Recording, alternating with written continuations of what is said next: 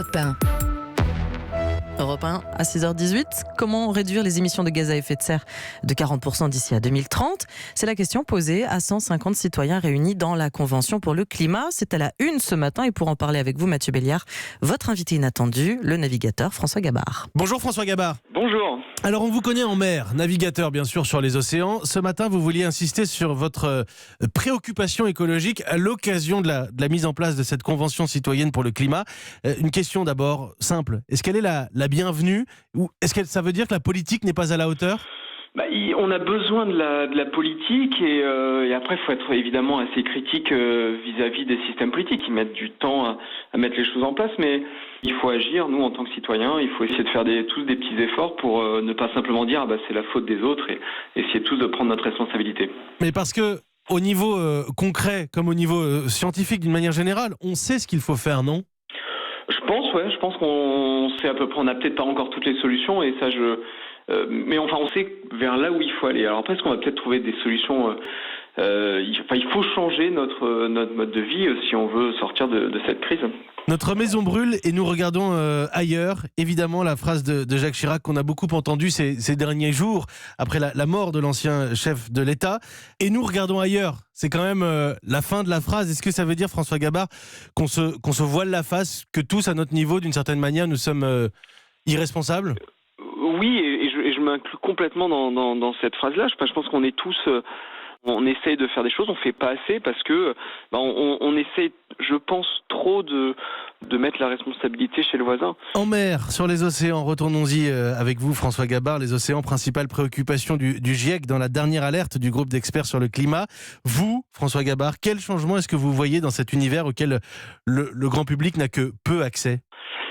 En tant que marin, c'est sûr que je me sens proche de ce milieu-là que j'aime et il est évidemment pollué. Alors au niveau climatique évidemment, et le réchauffement climatique se fait aussi par les océans, c'est une espèce de grande inertie thermique pour l'ensemble de la planète. Il y a la pollution des plastiques aussi évidemment qui touche les océans d'une manière assez affolante. Depuis que je suis tout petit, j'ai la chance de vivre près de la mer, sur des bateaux et du coup avec une conscience. En fait, ce qui est assez génial, j'ai eu la chance de voyager 1 an sur un bateau. J'avais 6-7 ans. C'est un exercice qui est assez fabuleux parce que du coup, sur un bateau, on est en autonomie énergétique. Et du coup, à cet âge-là, on prend conscience qu'il faut produire ce qu'on consomme. Et c'est une école absolument remarquable pour comprendre un peu les enjeux environnementaux. Donc j'ai cette conscience depuis pas mal de temps. La course au large, c'est propre ? La course au large, on se sert d'une énergie assez extraordinaire qu'est le vent. Et ça, en fait, je me rends compte, c'est assez fabuleux parce que ces dernières années, j'ai eu la chance de traverser les océans, de faire des tours du monde. Et quelque part, on se sert simplement uniquement du vent. Encore une fois, est-ce qu'on fait assez ? Non. Pourquoi ?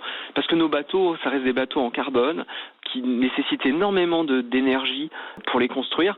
À ces bateaux-là, grâce à la compétition, on arrive aussi à développer des systèmes pour produire de l'énergie à bord de nos bateaux. Je pense aux éoliennes, aux hydrogénérateurs. C'est comme des petites éoliennes, mais qu'on met dans l'eau quand le bateau avance. On fabrique de l'énergie électrique grâce à la vitesse du bateau. On est un laboratoire quelque part pour faire progresser les choses.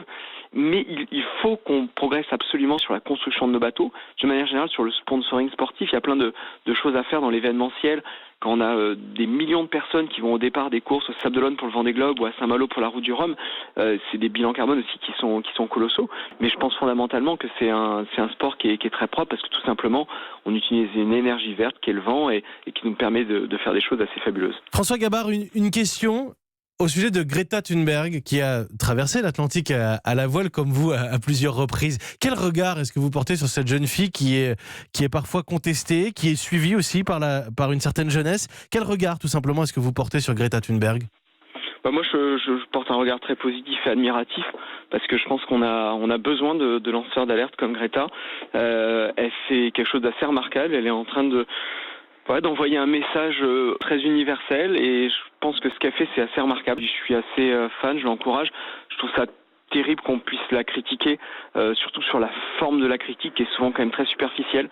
Je pense que le constat qu'a fait, il est réel, il est objectif.